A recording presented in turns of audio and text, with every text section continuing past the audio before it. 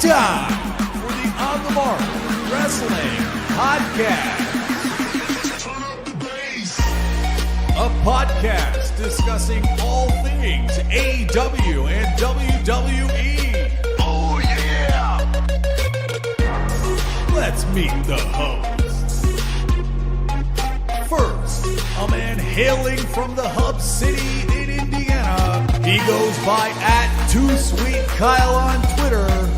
The host, Kyle Gagliardi.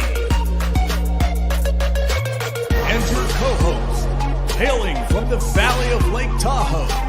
He goes by @JimTuck89 on Twitter.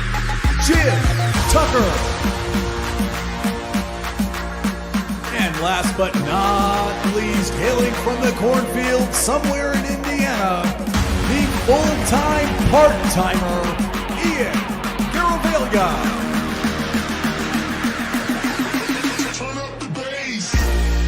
Be sure to follow us on Twitter, TikTok, and Instagram @PodOnTheMark.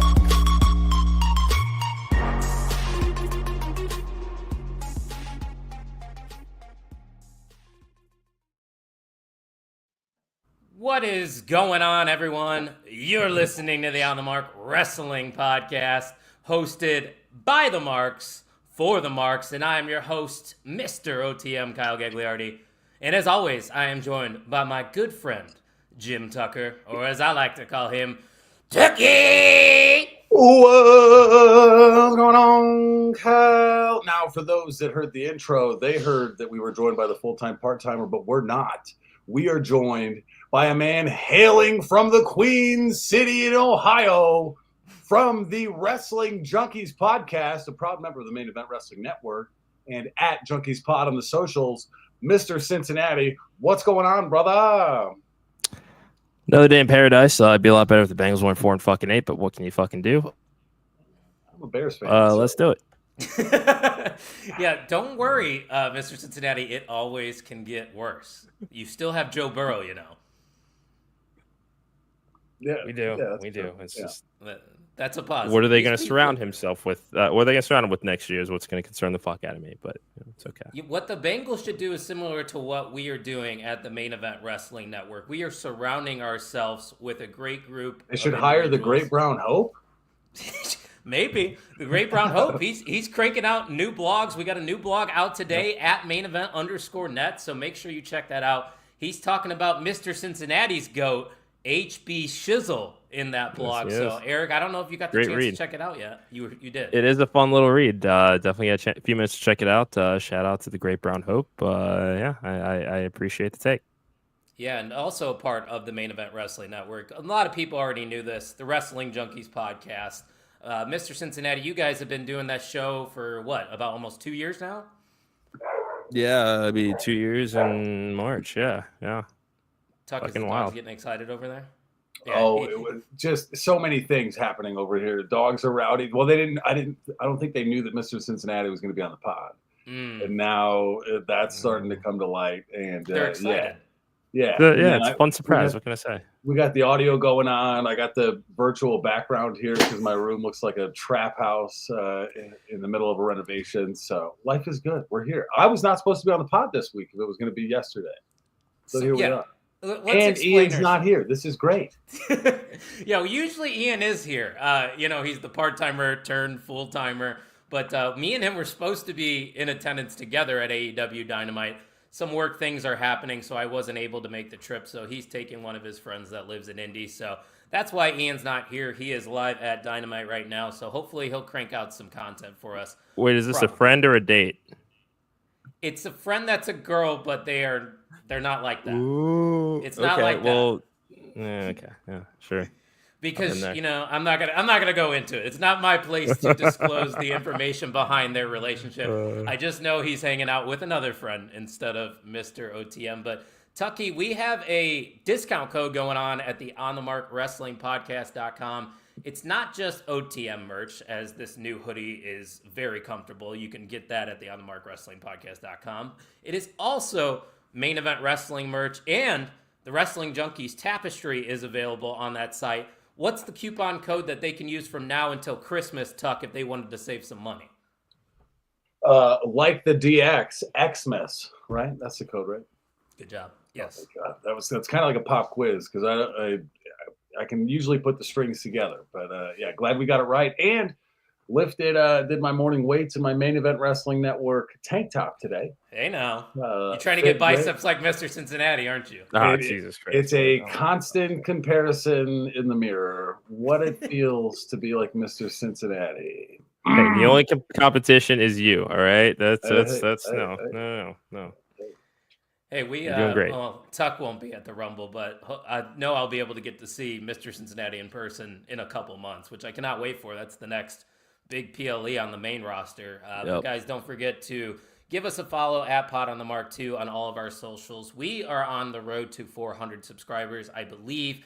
We are currently sitting at 367. So, Eric, I'm going to steal the line that you guys use on your podcast. What's the number, Eric, Mr. Cincinnati, for people to tell?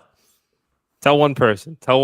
Is Kyle so shamelessly pointed out on my show how I know Sal when he sends shit on TikTok. Like, look, it's nothing personal. When you get a bunch of them in a day, they'll always shut. It's just kind of like, you know what? Shut down. It's overload. Let me just scroll and hopefully I'll find what it is that he meant to send me anyway. Tuck, you know me all the time. You know about that life.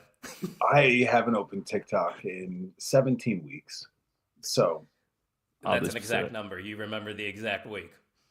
It's got to be, if not more. Yeah, I don't know. TikTok it's something I don't, like if I'm not going to create and engage on that platform, I rarely just go and click on it to consume content because I'm already doing reels on Instagram and Facebook, so God, like it's a lot. And now I'm TikTok is mainly thirst traps anyway. Yeah, well, yeah, exactly. So yeah, make sure you're giving us a follow at Pod on the Mark. Hit that subscribe button, leave a like. We would greatly appreciate it. And boys, in the background, as some people may see, NXT Deadline. We're going to get to that very shortly, but a lot of things happened on Monday Night Raw this past week. I know Mr. Cincinnati would agree with me. Easily one of the best, if not the best, Monday Night Raw of the year. Tuck, I haven't even had the chance to talk to you about anything that happened on Monday Night Raw. I want you to save your thoughts for the new day because we're going to do a complete breakdown of that segment. But just the overall vibe of Monday Night Raw, did you enjoy it? Do you feel the same as me and Eric did about it? Well, this particular Monday Night Raw was, I think, a cornerstone or a trademark episode because it really shows the difference between WWE and AEW. They went down to 2 hours and they gave 30 minutes at the start of the show to compelling promos that I felt, especially between Sami Zayn and Seth Rollins, I felt like they went out there with bullet points to hit, but not necessarily line after line after line. And they're also really good at promos. So with AEW, it's sometimes you tune in and there's too many stories going on too briefly, too quickly, or too many stories with too many yarns or angles, or you're just going to get an athletic showcase. But WWE, I think this Monday Night Raw was a stamp on, and they have to tighten up, dude. We're weeks away from Netflix, so it does make sense. But I do think it was a great episode, and it showed us the contrast between the two companies in a major way. Like we were talking about in the main event chat, like no wonder they went commercial free, and there was not a match. There were no matches to draw you in, but so many different things to be compelled by and at. So it's awesome. And one of the biggest things and the biggest takeaways is the fact that they jumped right back into Seth Rollins and CM Punk. Now, Mr. Cincinnati, I know this is something that you guys have already talked about on your podcast, but I would have to assume that you were probably surprised that they went right into this feud, and we still are months away from the Royal Rumble and WrestleMania.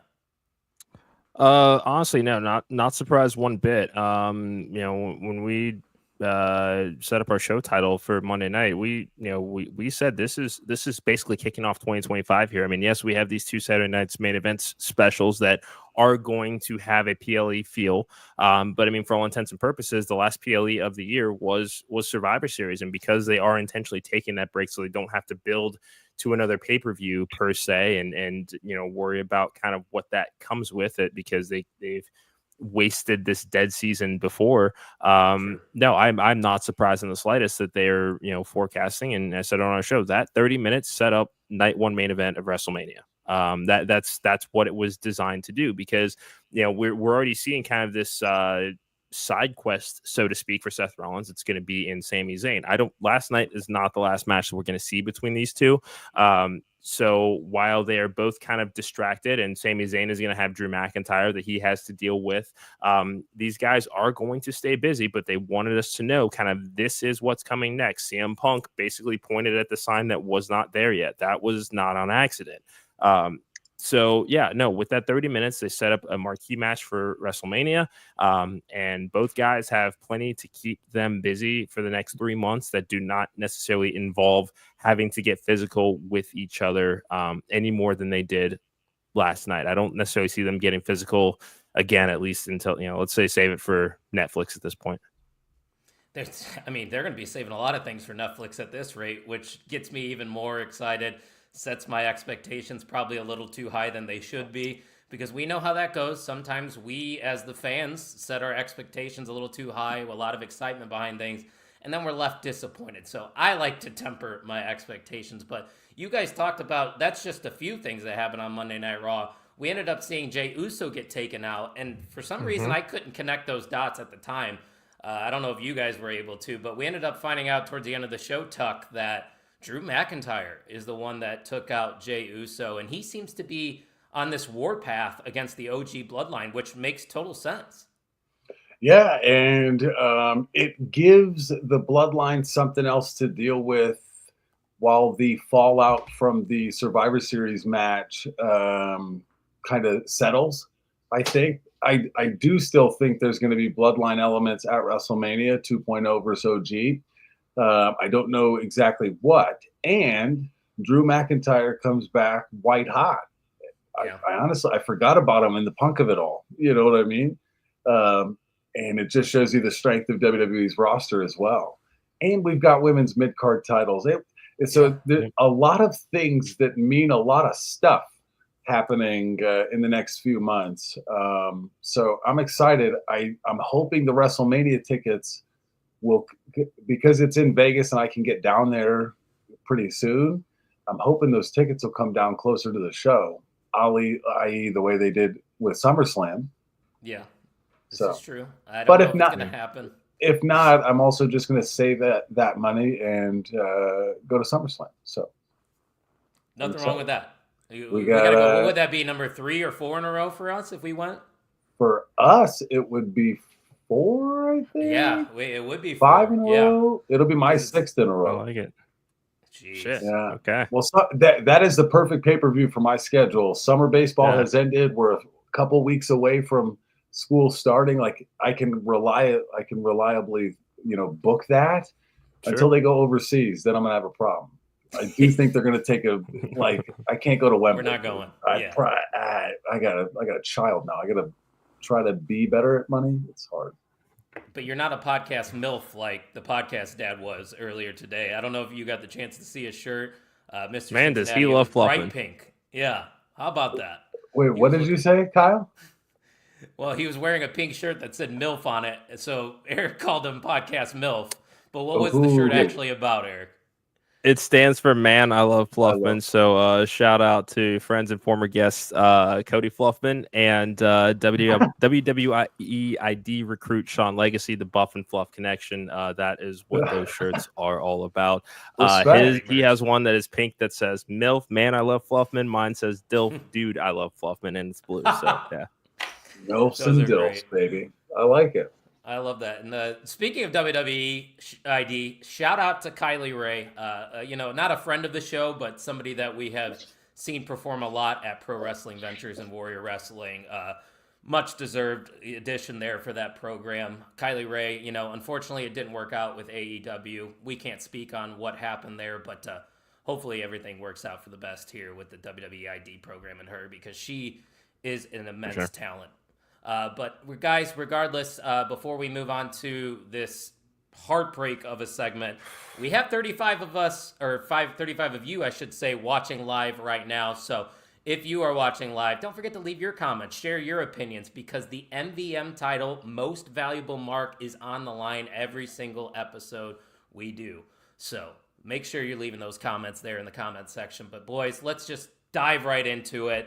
It's taken up a lot of the headlines. Yes, we do unfortunately have to talk about it. And it is the fact that the New Day, and I say that as 2/3 of the New Day, have officially turned heel. Obviously, we know they were planning on celebrating the 10-year anniversary of the New Day on Monday Night Raw this week.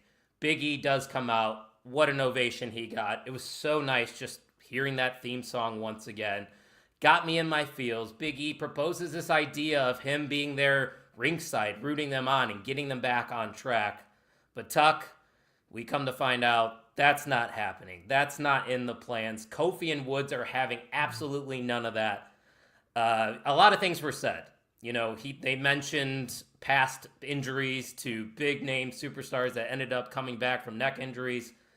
It hit deep. How did you feel about this segment as a whole? Because I think a lot of us were swerved.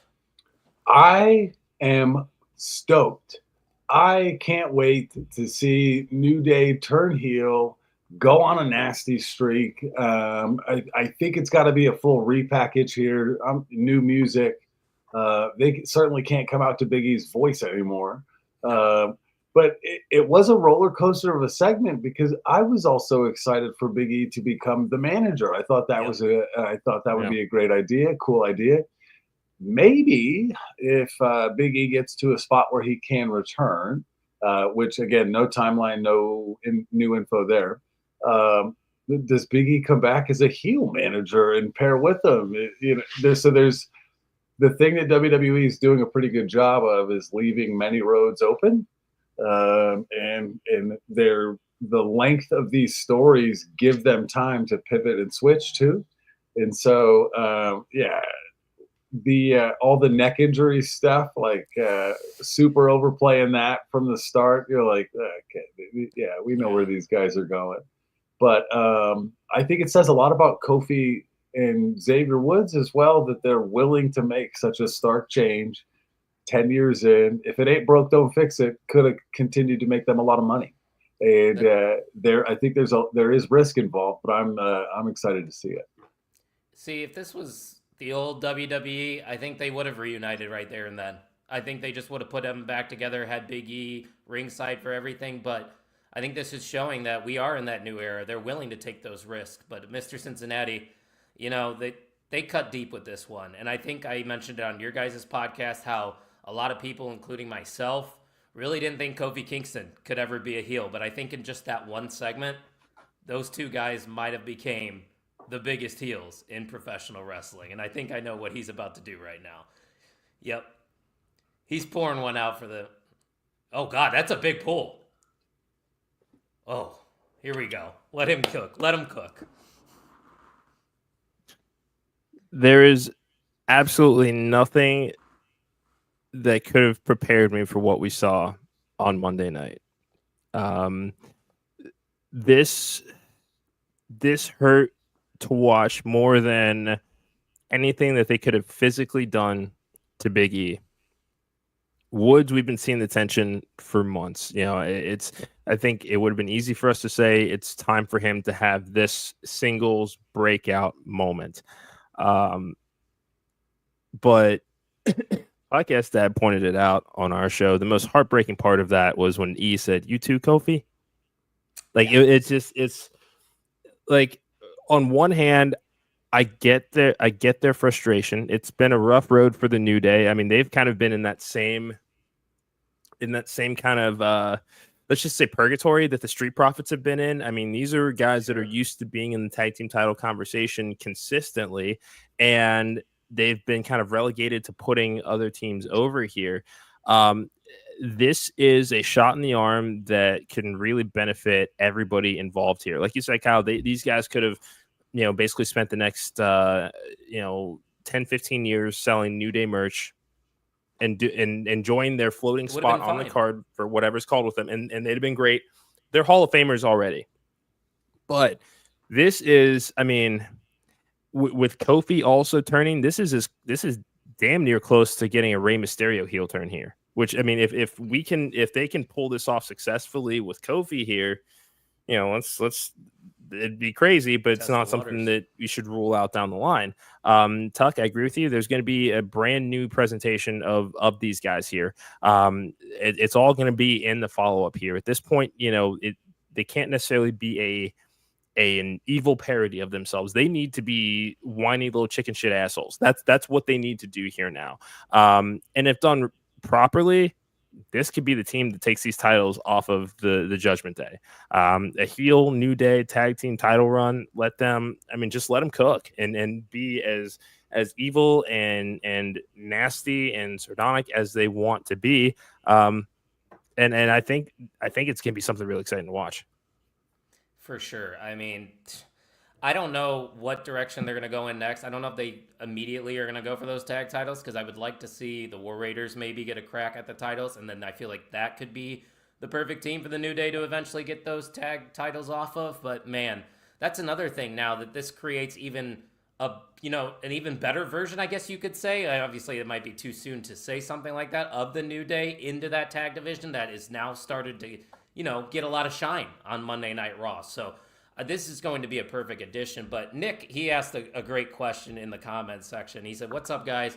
Great turn on Raw by Woods and Kofi. The question is, who helps Big E when he returns? Because he's 100% returning to the ring." And the reason I pulled that comment up is because I totally agree, guys. I don't think you hint towards that, the potential of him coming back if there weren't already plans in place for him to make that return. Does that make sense? Like, I don't think they would have teased that whatsoever. Yeah, 1,000%. So if this does happen, is there anybody that could align with Big E in this situation? Because I can't think of one. But then again, everybody should want to align with Big E, right? Yeah, and I think that's what's exciting about it, is because of the goodwill that the New Day have had for 10 years and what everybody has seen Big E go through in order to be ready to come back to the ring, that I think the people are going to be tripping over themselves to try to help him out. So while I can't name anybody off the cuff right now outside of a Sami Zayn or a Jey Uso, just kind of your typical top baby faces for this particular place on the card, something that either one of them could do. That's not to say that he won't have a shortage of options, but I do agree. I mean, I am optimistic that he will be headed back to the ring, just based on how they kind of put the. I mean, I don't think that you go and make it a deal of kicking Big E out of the New Day, especially at the same time that he dropped the Players Tribune article. That was not on accident. Right. That was all a part of this story, because we already had all of that sympathy built up, and we're thinking Big E, this is the guy that is going to come save them, and they cut him off at the knees. It's like Joe Pesci in the final minutes of his scene in Casino. If you've ever seen that movie, I've never seen Casino. Tuck, have you seen that? One? It's worth a watch. I'm putting it on the list. I've got another 10 days by myself.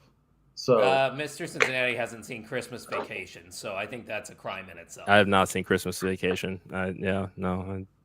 Sorry. You got hit with the sound effects. You got. But seriously, guys, I don't even think I'm being over dramatic when I say this. That might be the segment of the year. I don't think you can execute a heel turn better than that, Tuck. I really don't. Dude, is it barbershop window? There's more that can come from this. What's the last TV big moment turn that you remember? That was 10 years. Shield was probably, and that was a long time ago. That's like the first one. And then 10 years before that, it was Evolution. Yeah. In 14. Mm-hmm. And I think it's at this level. I really do, which is crazy to think about. Yeah. And I pointed this out in a video. I responded to a comment on TikTok today. With Raw moving to Netflix, and I know Nick Khan has said don't expect any massive changes as far as the rating or anything as far as whether it's more risque or anything like that. But Netflix is a streaming giant. They produce scripted content. Even the reality shows are scripted. So also, if anybody out there is watching The Ultimatum, the new season that just dropped, let me know. I know I got through the first episode. I still got a lot to finish there, but it's out. And that's the thing, is you need that drama, you need that emotion. So this is where the entertainment aspect of sports entertainment is going to come in here. Experimenting with the commercial free half hour with Punk and Rollins. I mean, at this point, we still won't know until we're actually watching this product on January 6th, whether there are going to be commercials or anything like that. But they're trying different things with that commercial-free atmosphere because that could be the new norm in the matter of 30 days. Which is crazy to think about. I remember us talking about it like during the summer, doing mixers and having these podcasts and be like, oh yeah, in the Netflix era in 2025, that's way down the road. Guys, it's right around the corner. It's here. It is here. Exactly. It's here. It is here. It has arrived. We are seeing the signs. You guys have said it throughout this entire podcast. We are seeing a glimpse of what the Netflix era could be. And I don't even know if you guys saw this report, but apparently there are rumors that there will be no crowd filtering. So the crowd can say whatever they want, chant Good. asshole, F you, get all that. It's Netflix. That should be a thing, right? Yeah. Yeah. And I don't think, because it does add something to the ambiance when you're hearing those holy shit moments, especially, but you don't necessarily need to modify the presentation of the talent. So, at least letting the crowds be vocal, and I'm sure that they will kind of monitor within reason what is acceptable and what's not, as far as just having some common sense about it. But, the holy shits and the fuck you solos or the all of that stuff. Let those fly. Yeah. What about the I love you solos? Can we get some of those? I can't. That's he's like very. It's not comfortable, dude. No, that's.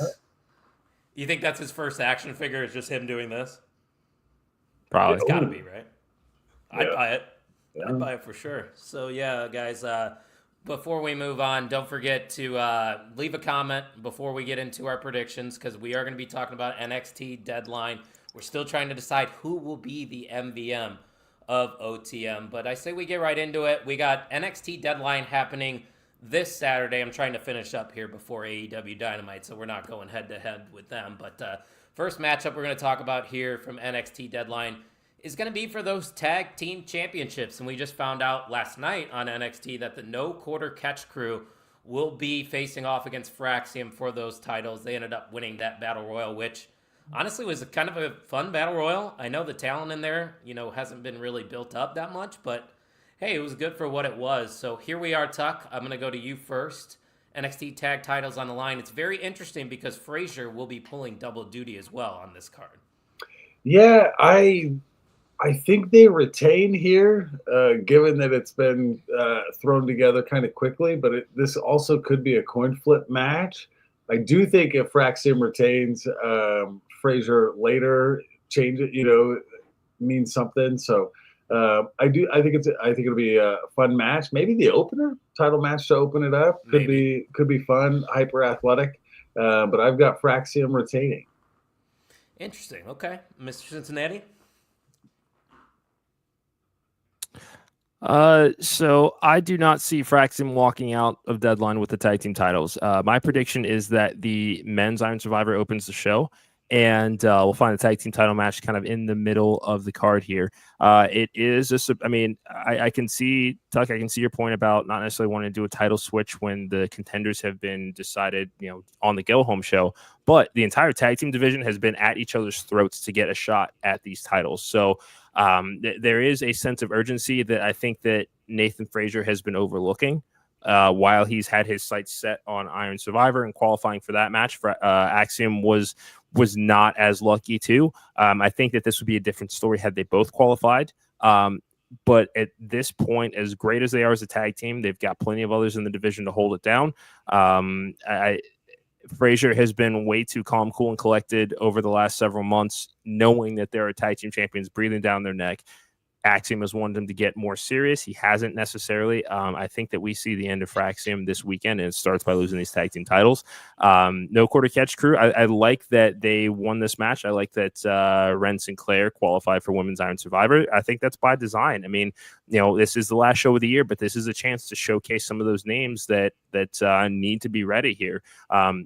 Roxanne Perez has been overdue for a call-up by this point. So you do need to start to set the table of these other credible challengers, because Roxanne is going to leave a massive void when she eventually makes her way up to the main roster. And as great as Zara... Did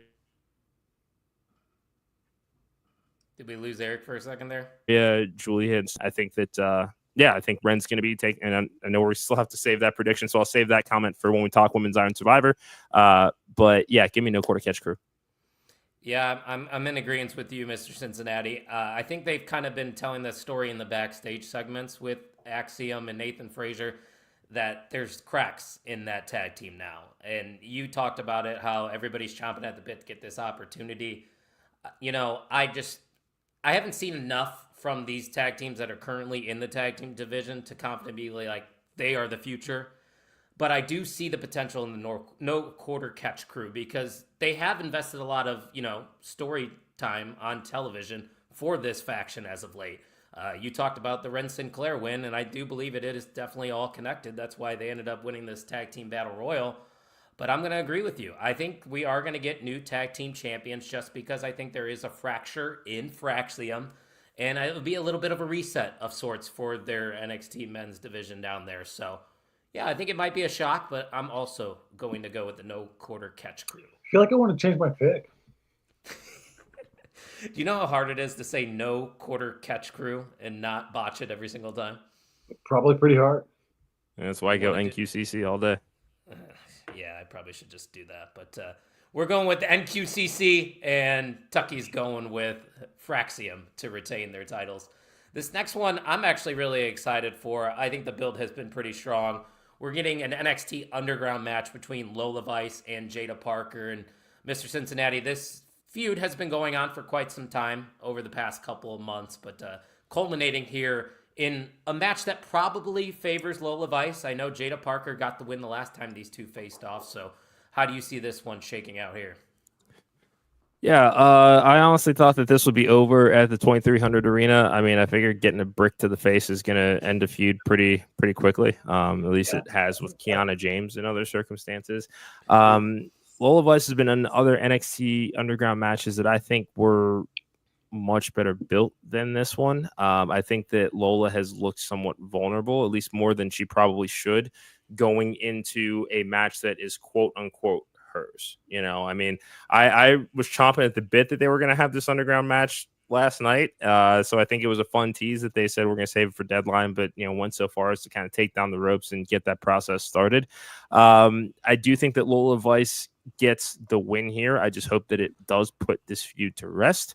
But it's certainly not the best built for somebody that they're touting this as her match.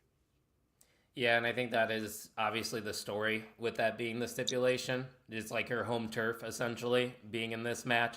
And that's probably why she's the one that's going to get the win here. But, man, there's one thing for sure, that these two are future stars on the main roster. I truly believe Lola Vice and Jada Parker have it. They understand the business. They haven't been here long, but they're doing a great job. Every time Jada Parker's on our television screens, everybody's got their eyes peeled to the TV. Same thing goes for Lola Vice. But with all that being said, Lola Vice, I think, has to get the win here. She needs a credible win on her resume. So I'm going to go with her in this NXT Underground match. Tucky, what about you? I'm going with Lola Vice, and I hope this rivalry continues. We get one more. I think this has been a great non-title feud. And in such a stacked women's division, for these two to carve out a compelling feud amongst it all, I think it says a lot about the depth of the women's division. I'm going with like the hometown favorite with Lola Vice making it an Underground match. Yeah. I don't know what the third match is, though. You know what I mean? So that is my dilemma. Last woman standing, maybe? Yeah. Fight pit could be something. Yeah. Oh, that would be cool. So maybe I hope for that. But again, I think that is Lola Vice and Jace. But I think Lola Vice wins this one, but Jada Parker wins the feud, if that makes sense. No, it does. I could see them going another round with this one. I know Mr. Cincinnati down there is not for it, but, we might be getting there eventually. I mean, I could be convinced to enjoy a fight pit. When's the last one we got? Was it Riddle? I think so, yeah. Rollins and Riddle. Extreme Rules when the Wyatt faction debuted, right? 2022, yeah. Yeah. That was it. Well, it wasn't the Wyatt faction, by the way. It was just Bray Wyatt's return on that show. Yes. I misspoke. So we're all going with Lola Vice, though, to win in the NXT Underground match. Let's knock out one of these Iron Survivor matches, which I am still not 100% sure on how the Iron Survivor match works, but once we get sat down and we watch, I will figure it out again. But we have Wesley, Ethan Page, Nathan Frazier, Javon Evans, and I put a question mark because Eddie Thorpe was advertised. He earned this spot, but we saw he was taken out backstage in NXT this week. So I think there's an opening here, and I get to conveniently go first for this one. So I'm going to tell you who I think is going to be the mystery person. I think we're going to see Oba Femi take this spot for Eddie Thorpe. I think he's the one that took him out. And I'm actually going to just ride that momentum and pick the wild card to win. I think Oba Femi is going to win the men's Iron Survivor match because we've talked about it before. Oba Femi exceeded expectations as North American champion, arguably the greatest North American champion. But what was next for Oba Femi? I think the NXT title scene has to be in his immediate future because he is going to get a call up very, very soon. So let's get him escalated up the card. I know he's not on this match card, so I'm going with Oba Femi. But if I had to choose somebody else, I think I would probably choose Wesley, just because I think Wesley eventually is going to get also into the title scene. So Tuck, with all that being said, what are your thoughts on this men's Iron Survivor? To play foil to the Oba Femi theory, which I agree with. What's the point of taking Eddie Thorpe out so soon before the show if he's not going to be out? Like, that doesn't. It feels like segments matter, and in order for that to matter, I think he's got to be out. So I do think Oba Femi is going to be the entrant, and if so, I think he's on a Goldberg kind of run right now. Like he's so hot right now. I'm picking Wesley without him. If I had to submit a Google form with a question mark, I would pick Wesley just because you never know. And I'm going Wesley. I think this is the stamp, right? He's done it all. He is an established heel, and I think he's the one to win out of the collection that we know. And I think it's going to be a great match. I'm really looking forward to it. I like the Iron Survivor matches. They're fun. Mm-hmm. I didn't know what to think of them until they started doing them. I'm like, all right, I'm here for it. It makes a lot of sense to me. Mr. Cincinnati, you came up with a theory that you've been recently seeing online. So you mind sharing that before you give us your pick? Yeah. I've been seeing on the interwebs people clamoring for Hikuleo to take that spot. We know that Eddie Thorpe accidentally crashed into Ava, sent her to the hospital. That's why she was out on TV last week. I don't know. It just seems like if there was ever a way to bring somebody in, that's the way to do it. Much like we've said, the stuff that we're seeing on TV is intentional as far as kind of how stories are developing. Ava's been general manager for a year and a half at this point and has never found herself in the way of any sort of physical contact or, certainly anything that would cause Shawn Michaels to blow a fucking gasket and just kind of figure out what the hell's going on and tending to Ava. That I think that's going to mean something. I mean, what other way could you debut another member of the eventual Bloodline saga than in the Iron Survivor Challenge? It's just I think that this would be a fun way to bring him in. So that's who I think is going to take the spot here. But I also agree with Tuck. I'm going to say Wes Lee. We've been kind of waiting to see kind of what this transition to the main event scene is going to look like. Winning Iron Survivor is the perfect way to do it. He's just a squirrely little fucker. So yeah, he's a rascal. Let's there you go. Yeah, let's watch him bounce around. Javon Evans is gonna be fun as fuck to watch in this match too. But yeah, I think it's time to see what we've got for. Right? Yeah. Ethan Page doesn't necessarily need to win this match to find himself in the NXT Championship picture. I mean, I just don't see that changing anytime soon. I like it. Is that who I think it is in the comment section? Do you want to say darling. Hello? That is. Thanks, darling. There you go. Nice to see him in the chat. But we're all going with Wesley on paper. But if there is the mystery person and it is Obafemi, that's my pick. And I think that's Tuck's pick too, if he ends up coming in. But JPJ is also in the house. What's going on, my friend? Thanks for stopping by. Probably here because you linked your stream to it, but I appreciate him stopping by nonetheless. Oh, yeah.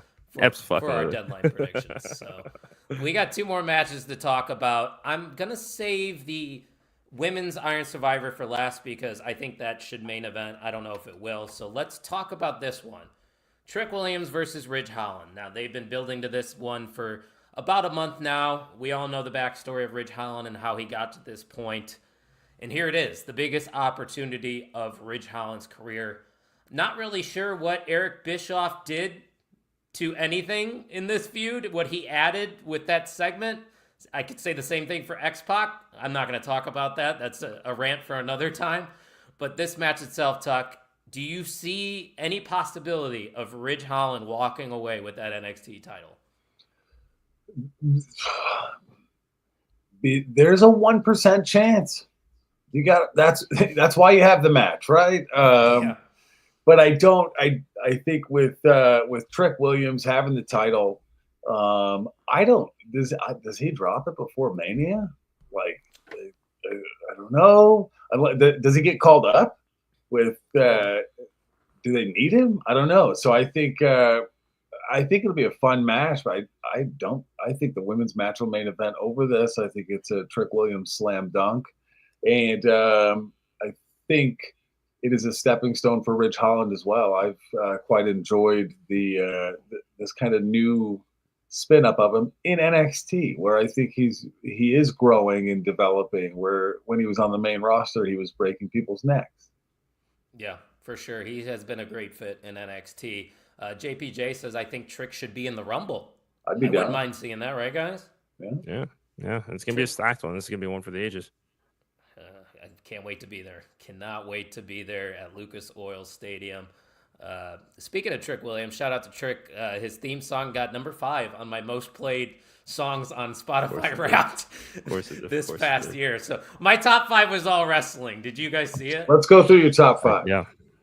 And I don't know if this is like, I don't know how I feel about your top 5 being your top 5 songs of the year being wrestling. Top 5 songs of the year, all wrestling themes. What? Number 5, Trick Williams. Number 4, Don't Want None, AJ Styles. I think his remix theme is bad at. It's a good workout song. That's where I play my music. Fair. Number 3, Kingdom. It's a banger. It's, whoa. I mean, come on. Yeah, you get it. Number 2, I Believe in Joe Hendry. Yeah. Wow. I mean, I probably played that on loop when I dressed up for Halloween. Look at it. Tuck believes. He's got the shirt on. And number 1, It's Just Me, Oos. Main event, Jey Uso. I like it. That's a fair top 5. I have played that at workouts before. Jey Uso, yeah. And it literally is just me, Oos. I live by myself. I don't have a significant other. It literally is just me, Oos. So that's why I connect with that one. But enough Spotify talk, Mr. Cincinnati. This main event, or I'm guessing it's the main event. I don't want it to be. How do you feel about this NXT title match? Well, Shawn Michaels is done what Vince McMahon couldn't, and that was make a star out of Ridge Holland. I have been Team Ridge the Fridge since he was going for the North American title, broke his ankle. I think it was at a takeover, one of those ladder matches, and took him out for a while. But this has been it's been pretty remarkable to watch that you know.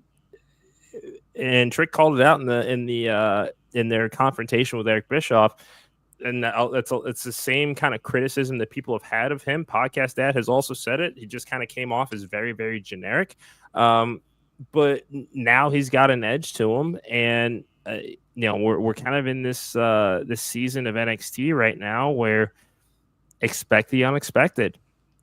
So it's a dark horse here. Hey, if Ridge Holland can win an NXT title before I get the Duke Hudson heel turn that I so richly deserve, I'm you know what, it's no secret how I feel about Ridge Holland. You can ask Mr. Ramsey. We have an understanding about it. Give me Ridge Holland in this match, new NXT champion. If you would have told me last year just in 2023. Ridge Holland has the opportunity to become an NXT champion next year. I would have flicked you off and said you're a dummy because that ain't happening. Well, we're living in the year of 2024, and here we are. Ridge Holland is closing out NXT's PLEs in the NXT title match. It's pretty crazy to say. I would not be surprised if Ridge did win the title. My thing with Trick is it seems like, with that first reign, he had it for a little bit, and he dropped it a little too soon, in my opinion. I don't want to see Trick have these quick title reigns. I don't think it really builds up his resume, so to say. I think Trick just needs to hold on to this title a little bit longer, kind of like what JPJ was saying. You have him show up in the Rumble as NXT champion. Get that exposure for him with that belt. I think that would do a lot for him, making that appearance as champion. And then maybe he can lose it WrestleMania weekend. But this could just me being a fan of Trick Williams and not wanting Ridge Holland to win. So I think with NXT, though, I think on the flip side, because on the main roster, we look at the length of a reign. That's something that Podcast Dad has been, pretty vocal about on our show, especially with what we've seen out of Gunther. But with NXT, there's more prestige in how many times you hold the title. As far as that's fair because it is still their third brand, their developmental brand. So if you do have the opportunity to hold that title more than once, which hasn't been done very often, Trick is in some pretty elite company.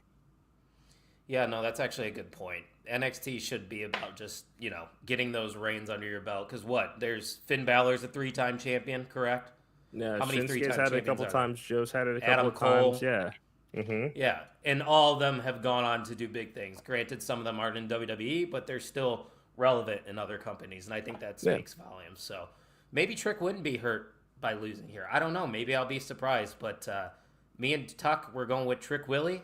And Mr. Cincinnati is going with Ridge the Fridge Holland, which takes us to what we are hoping is going to be the main event because it's an absolutely stacked women's Iron Survivor match. We got Julia, we got Stephanie Vaquer, we have Sol Ruca, and we have Ren Sinclair. And I forgot about Zarya, I think, too. I don't know if I said that twice, but Zarya is in this match as well. So, Mr. Cincinnati, we got 3 brand new superstars, basically. And then Sol Ruca, who's been somewhat established, trying to find her footing after getting injured. And Ren Sinclair, who you talked about earlier, getting a surprise. This feels like the main event of NXT Deadline, doesn't it? Yeah, 1,000%. I mean, these are all talents that we have been waiting for to put pen to paper pretty much for this entire calendar year. All 3 of these names have popped up and kind of just waiting for them to actually show up on TV, and they have, and this is kind of the perfect storm here. Sol Ruca has the injury bug has kind of slowed down where I think that she should be as far as her placement on the card in the women's division right now, but they're correcting that ship. She looks great. I think she's going to have an amazing performance here. Excited that Ren Sinclair was picked to be in this match. I mean, it's an inadvertent win, but she did pin Cora Jade. That's how the record books are going to remember it to qualify for this match. I think that she's going to have a great showing, but I do think she's going to eat a lot of the pinfalls in this match this weekend, just to preserve, the aura of Zarya, Julia, and Stephanie Vaquer. But as far as who wins this, This is a tough one, and I see JPJ's comment saying Zarya or Steph for him. I think I have to go Stephanie here. And why is Julia not in that conversation for you? Because she already strikes me as being. Yeah, she's already had the opportunity. I think that the benefit of Iron Survivor is that there is a fresh face there's a fresh opportunity for somebody that hasn't had it before. And I think that this is a clean moment to give that to her. Would I be upset if any of these women won? Maybe Ren Sinclair, because I think that the other 4, just kind of based on what we've seen of how they're presented, and Sol Ruca, again, is essentially a veteran when we're looking at those 2 compared side by side. But yeah, no, I got to go with Stephanie Vaquer on this one. All right, let's go one by one here. Ren Sinclair. Not going to be the winner here. Great moment that she got here. I love what she's doing. Her time will come. It's not her time right now. Sol Ruca, I think you said it great, Eric. Ever since she's returned, it seems like she's finally starting to come into her own. I just don't think now is that moment. I think she's there just to be that, this is lack of better terms, the spot fest part of the match is what Sol Ruca is going to be a part of here. Then you go to Zarya, another big name, big name in the Indies as Delta. I think her future is probably going to be the North American women's title because let's not forget that Fallon Henley's not even on this card, and I think that might be the next feud for Zarya. I would like to see her maybe get her hands on that title. Yeah. So for me, it comes down to two people, and that's Julia and Stephanie Valkyr. And going off of what you basically were saying about Julia is why I can't sit here and say she's going to win. Granted, just like what you were saying, I'd be totally fine with her winning. I think Julia's awesome. I think what she has done so far on NXT television has been great. But Stephanie Valkyr, and I know this word gets used a lot, she just has that aura. She just feels like a major player, and I think she should be the one to become the Iron Survivor. She just feels like an Iron Survivor champion, if that makes sense to me. Yeah. I know it's not a thing, but this just feels like her showcase match. So her versus Roxanne Perez, give me that every day of the week, Tuck. Yeah, I'm going Stephanie Valkyr too. The fact that Julia's already challenged for the title kind of takes her out of the picture, in my opinion, agreeing with Mr. Cincinnati. And I think Stephanie is primed for it. I could see Zarya getting like a few quick pinfalls early, giving Stephanie Valkyr a hole to dig out of. But I see her coming out with a win as well. There's just so much talent in this match. I cannot wait to see what happens. I don't know how they're going to go about doing it, but I know we're going to be very entertained. And it should be a good card. NXT typically delivers, just like AEW. Whenever AEW does pay-per-views, they're very entertaining. So, Tuck, where's your excitement levels at for this? Are you going to be hunkered down watching live? Oh, yeah. No, actually, Saturday. It's Saturday, right? What time? Saturday. I don't know. Standard. Eric, do you know the time? 7 Eastern. Yeah. 7 Standard. Eastern. That's a 4. I'll probably watch it live. Yeah. We've got a parade in the evening that we're going to, but yeah, parade. I'm excited for it. Yeah, Christmas parade. I forgot those are things. Parade of lights or something like that. Oh yeah. There's a bar on the parade route. You know what I mean? So hey, it is the season. So yeah, I'm excited. I'm at a 8 out of 10. Mr. Cincinnati, we'd be watching live on Saturday. That is the current plan right now. All right, so stay tuned. Make sure you're following at JunkiesPod. I know he is always tweeting out during the shows. Of course, you can follow us at Pod on the Mark, and me, I am always live tweeting at 2SweetKyle. So you can give me a follow on X. We're not on Blue Sky yet. The Main Event Network's on Blue Sky, but I don't know what's going on with that app. There's just too many apps nowadays. I'm not going to plug it. Blue Sky? I don't even know what that is. I don't know who started it. It's X, but nicer. There you go. It's the nicer version of X for sure. But we're at the end of the show, which means we have to give out the MVM. If you don't know what the MVM is, it is the most valuable mark title.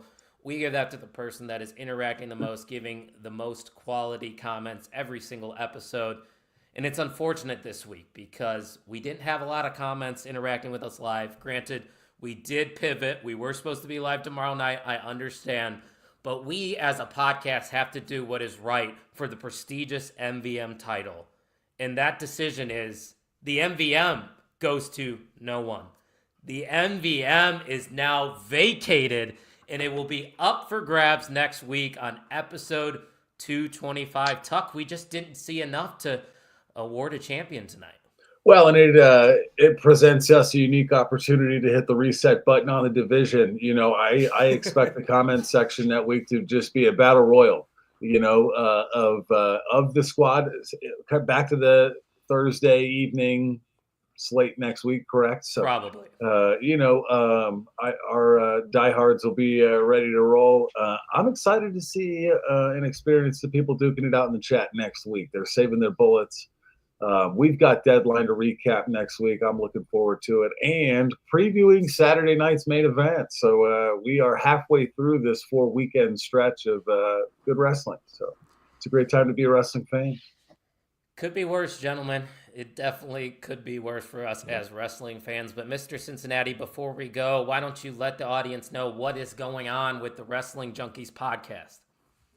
Yes. So let me double check our calendar here. As always, follow us at Junkies Pod for everything related to Wrestling Junkies podcast. Subscribe to our YouTube channel. This video is linked. So if you're watching and new to our channel, go ahead, do us a favor and hit subscribe. Next week we've got Pro South Wrestling's own Joe Wood joining the show. Tomorrow the new Coastal Empire Wrestling Coastal Chaos champion Hakeem Young might show up. If he does, great. If not, fuck him. But yeah, no, that's what we got going on right now. Now, like, share, subscribe. Remember, GorillaPressApparel.BigCartel.com, promo code WJP 2024 gets you 25% off site-wide. Get that holiday shopping done, and do it by supporting our friends over at Gorilla Press. That's what I got for you tonight, my friend. Appreciate you joining us, Mr. Cincinnati. I know you were live right before this, so it's been a very long evening for you, but don't worry. It's all good. We're going to get you back to your regularly scheduled programming here in just a minute. But before we go, guys, don't forget, until Christmas, that's now until then, you got a whole entire month. If you use promo code Xmas at the OnTheMarkWrestlingPodcast.com, you will save 10% off of your order. Tuck, what are some of the items that they could get on our website? T-shirts, hoodies, mugs, tapestries, crop top hoodies. Yeah. Go on. Many different Wait, things. hold on. Yeah. Oh yeah. We do have they're those. there. They're there. You could show off your 8-pack. Oh yeah. Oh, I definitely don't have one of those, but I'm still gonna show it off. Yeah. Never hurts, right? Never hurts. Don't forget to show some love to the Main Event Wrestling Network at @mainevent_net. Great podcasts, great blogs, YouTube content, you name it, we got it. I stole that from Mr. Cincinnati because that's how he runs it down every time he plugs it. But, you know, I like to emulate the greats of the podcasting world. And Mr. Cincinnati and the Wrestling Junkies are definitely one of the great podcasts out there, just like us here at OTM. We got a great family around us. So, Tucky, why don't you send us home for episode 224? Episode 224. Man, that's a lot. You know, we're little by little. What an exciting time it is. NXT deadline. I gave my excitement levels. Gentlemen, did you give yours? Did not. What is it? I'd say probably a 7 out of 10. 7? Yeah, I think that's fair. I mean, it's something to watch on a Saturday night. I'm always down for that. My Bearcats aren't bowl eligible. The Bengals are going to Bengals, so it's like, yeah, no, I'm just gonna go lean into my first love, pro wrestling. So I think this will be a fun show to close out NXT for the year. We'll see what happens. Won't be surprised if it's a great show. So are we doing a predictions form for this, or we don't do NXT? We could if we want to. Right. It's up to you. I'll see what I can spin up tomorrow. Thank you for listening. We'll talk to you next week. Ladies and gentlemen, thank you for listening to On the Mark Wrestling Podcast.